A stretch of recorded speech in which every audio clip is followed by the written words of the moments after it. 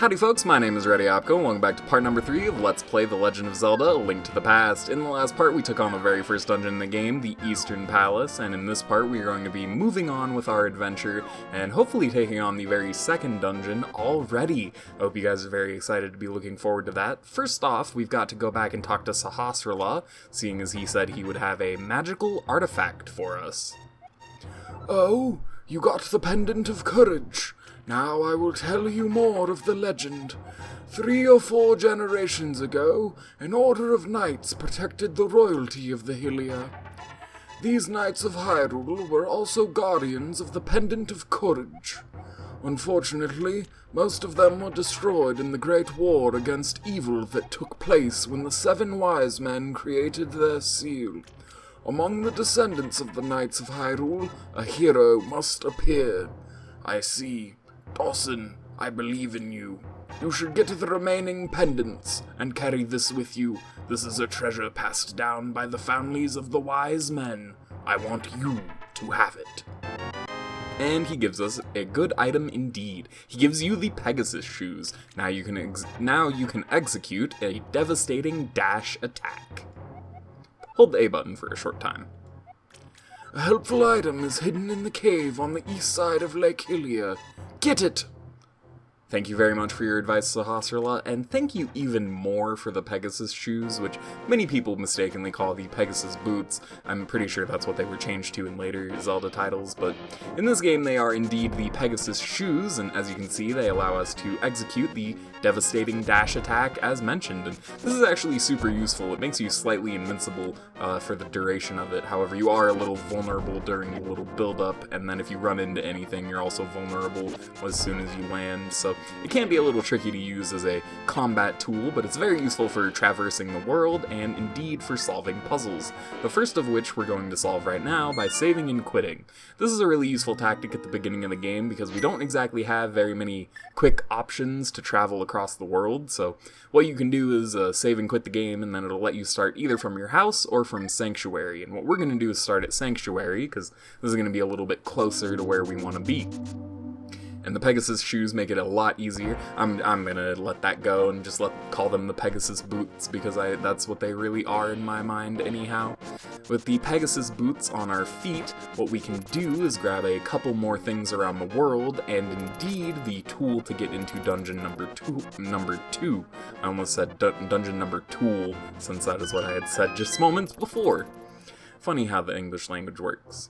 Using the Pegasus boots, we can smash into this pile of stones right here, get our 5th piece of heart. I almost said 4th, but then I was like, wait, no, that can't be right. That is indeed going to be number 5 for us, which is very, very convenient indeed.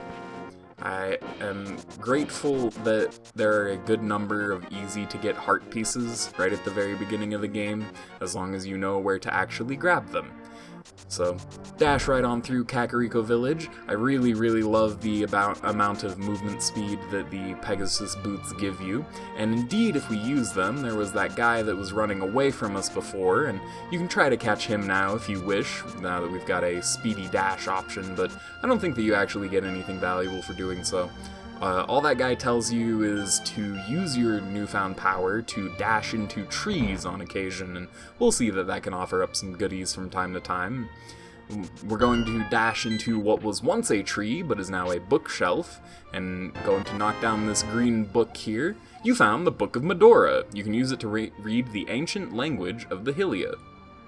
Seems like that's going to be useful for continuing on in our adventure. How do you guys feel about the Book of Mudora? Because I'm feeling pretty good about it. So I believe from here, where we are going to want to go, I could save and quit and just go to Link's house from here, but I'm going to go ahead and just do the short walk because we have the Pegasus boots making things a little bit quicker, and it is only a few short screen transitions away from where we actually want to be at this point. The Pegasus dash is also very useful, as the sword in front of you not only damages enemies, but it cuts through bushes and grass and such, which can lead to some fun situations. long lines of bushes like those ones you saw just there can be really fun to dash through, and then down here you've got all this grass on the ground and you can dash through it and cause some, good old sprite lag. My favorite thing from Super Nintendo games. Too many sprites on screen? Yeah, just slow it down. Just make it real slow. You ever played Earthbound before? That game has some kind of sprite lag. I mean, heck, even Super Mario World, the very first game for the Super Nintendo, has a lot of sprite lag issues. So, it's not an uncommon issue for these games to have issues loading a lot of sprites on screen at once, but I think that is a-okay. You can't expect everything out of these old games. It's amazing that they are as good as they are, and enjoyable as they are, quite frankly. Lowering that water level, doing that whole thing, I really didn't mention that whatsoever, but, this is going to be heart piece number 6. Really convenient. I don't know that I had mentioned it before when we collected the first one in the previous part, but there are 24 heart pieces in total in the game. And we are going to be doing our best to collect 100% of all of them. I really enjoy doing 100% Let's Plays in general, and I think that this is going to be an enjoyable project from here on out. I'm looking forward to the future of this game. There's a lot of interesting things that only show up in this specific Zelda game, as well as the many things that show up in basically every title after this game until Breath of the Wild. There's so many features that carried on, but I will cease carrying on about that, because we are here for heart piece number 3. 3 of 4, I should say. That's going to be 7 in total, so as to not be misleading. We've got a Sahasrahla look-alike over here, but this guy is, I guess he doesn't tell you your name if you have the book. Aha, it is the Book of Mudora. With it, you can read the language of the Hylia people. Yes, that is what the item description said when I picked it up. Thank you very much, item description NPC. You are very useful. No, that guy actually has a name and everything, and if you come into this cave before you have the book, he tells you that you need it. So that's how you're supposed to find that out. When I was younger, I used to have this perception that this game was extremely cryptic, but upon rewatching a playthrough of it and actually playing it a little bit myself, no, you just have to actually talk to the NPCs. That's all. And, I was a literal child at the time, so I could not read for the most part, and that was probably where most of my troubles with the game came from, although clearly I'm not having a much easier of a time now.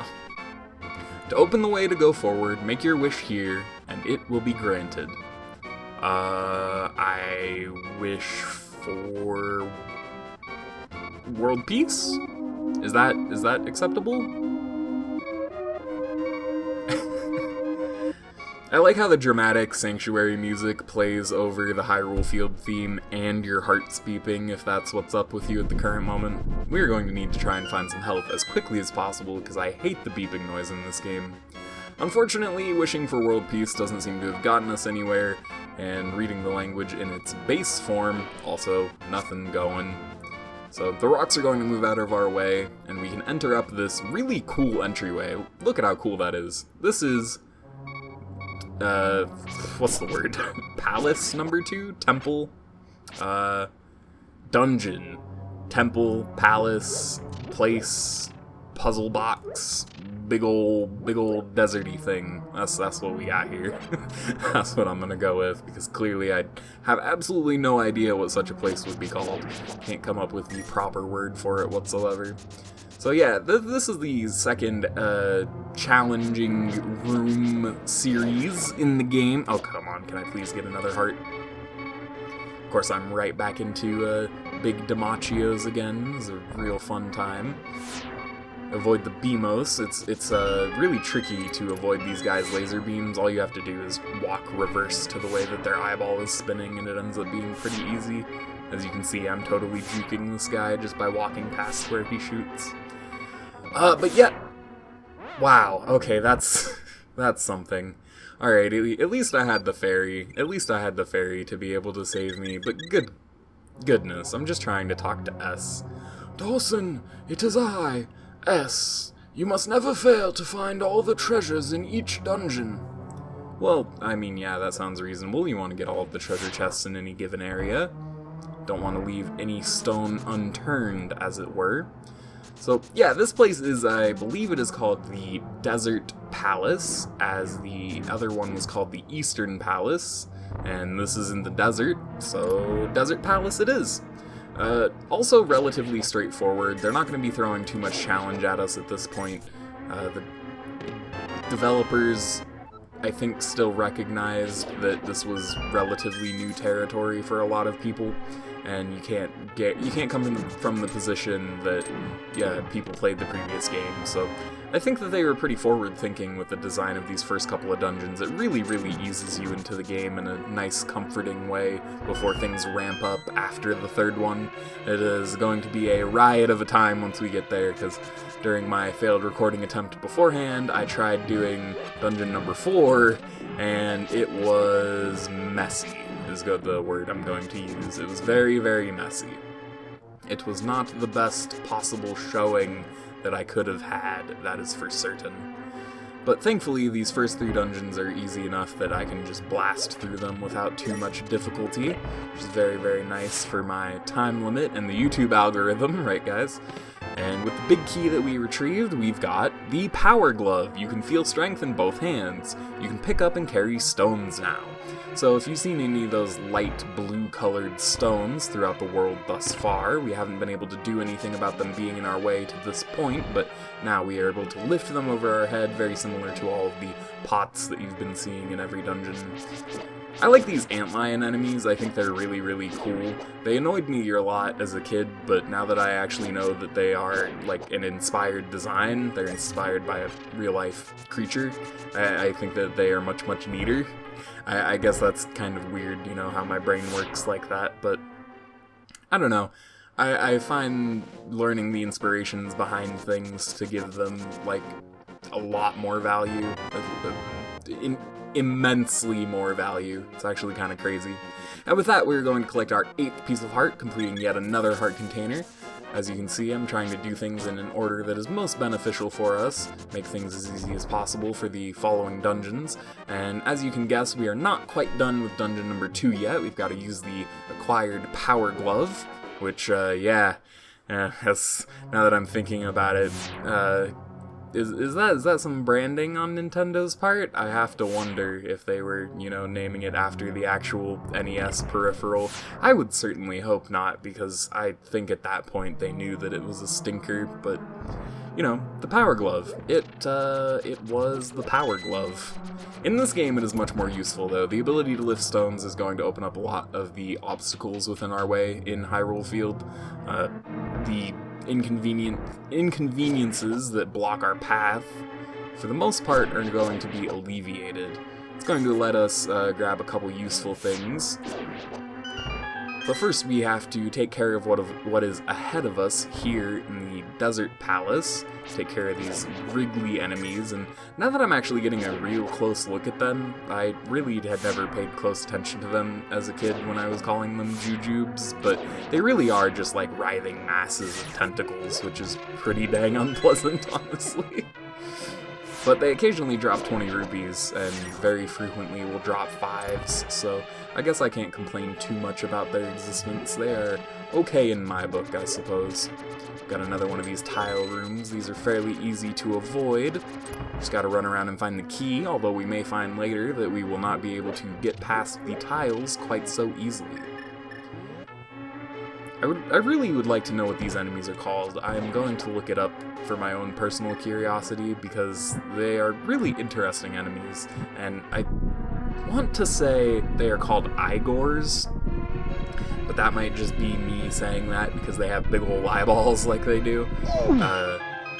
Igor is an enemy in Majora's Mask that pops up later, so it would be really cool if this was the first iteration of them. Going right through this big key door, it's going to launch us straight into the second boss fight of the game. So we've got these wormy guys, and what you gotta do is as soon as they pop out of the ground, you wanna mash your sword over where they're gonna pop out, just like so. You can also hit them mid-air if you're good enough, but it's kind of tricky. They seem to be on a different plane than Link is, so hitting them when they're mid-air is a lot harder than hitting them when they're popping out of the hole like so. And this is a pretty dangerous boss fight, or at least I had a lot of trouble with it when I was a kid. It's not so bad nowadays, now that I understand the mechanics of it, but I didn't understand what was happening. As you can see, every single time one of the worms pops out of the ground, what is happening is dirt is being launched in the 4 diagonal directions there.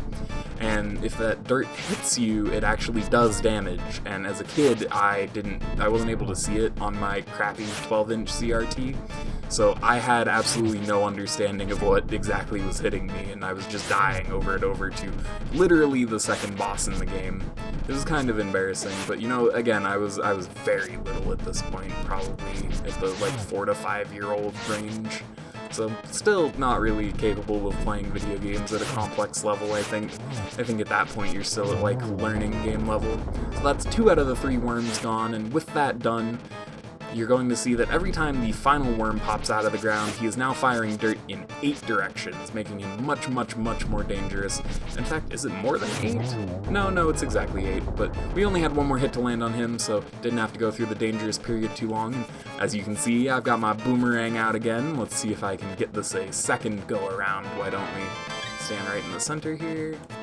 Nope, threw it a little bit too far, but I always appreciate having it spinning during the victory animation of you holding the pendant up. It's just really goofy and I like it. You won the Pendant of Power. Your goal of finding 3 pendants is in sight. Go for the last one. Well, game, that sounds like a pretty decent plan to me. Perfect. All cleaned up with the Desert Palace, sitting comfortably with 8 heart containers at this point. I think we're doing pretty well for ourselves, guys. I'm gonna go ahead and hit the good old save and quit to get on out of here. And going to go back to the Sanctuary, which I think is where I'm going to go ahead and end off this part. Although I'm not going to end it off in the Sanctuary now that I'm thinking about it. Specifically, I'm going to end it right outside so you can hear the lovely Hyrule field theme from this game whilst the end card does its thing. So, my name is Ready Opko. I really hope you guys enjoyed this part of Let's Play The Legend of Zelda: A Link to the Past. And I hope you will be staying tuned for part number 3, in which we will finally be able to take on the final pendant dungeon. Which is kind of ironic to say, you know, we're 4 parts into this business, and yeah. Anyhow, hope to be seeing you there.